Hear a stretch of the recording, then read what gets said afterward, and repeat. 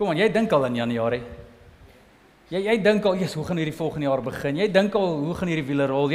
Jy probeer hierdie jaar land en volgende jaar nog uitfigure. Jy probeer hierdie projek klaarmaak, maar jy probeer al 'n projek in pipeline kry vir Januarie. Jy probeer al die dinge in plek kry. Jy probeer die begrotings laat klop, jy probeer die drome laat klop. Ons almal leef in twee wêrelde. Maar wanneer God praat hy oor een opdrag op 'n slag en raai vir wanneer is daai opdrag? Nou.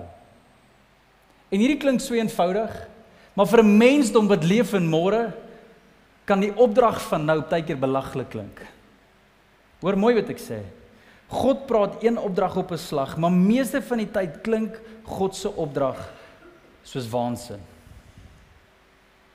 Dit klink nie asof dit sin maak nie. Here, môre is 'n groot meeting, ek moet nou weer goed geland kry. Okay, maar hou op nou werk en bel net gou hierdie vriend. Nee, Here, daar's nie tyd nou vir gesels nie. Here, daar's nie nou tyd vir Bybel lees. Here, daar's nie nou tyd vir iets anders doen nie. Okay, stop die wiele. Jy weet, in plaas van al hierdie goed gedoen kry, hou op werk en kyk jou kinders in die oë, gaan geniet dit hierdie middag saam met hulle. Here, ek kan nie, daar's te veel op my bord. Klink soos waansin. Weet jy, hou op as jy projekte so dryf, stop en sê net dankie vir die projek en sê nee vir die volgende projek. Here, ek kan nie nee sê vir 'n projek nie. Partykeer klink die Here se opdrag soos waansin julle. Maar wat ek en jy moet weet is die Here sien bietjie wyer as ons. En wanneer hy iets vir ons gee om te doen, maak dit nie altyd sin nie, in die hede nie, maar in die toekoms sal dit.